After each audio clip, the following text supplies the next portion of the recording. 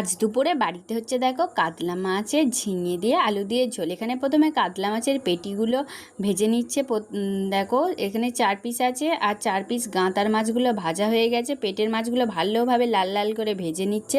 ভাজা হয়ে যেতে ওতে দিয়ে দিচ্ছে দেখো একটু খেসার ডালের বড় বড় বড়ি, আর এই মাছের ডিম এনেছে ছিল, সেই ডিমগুলো ভেজে নিলাম।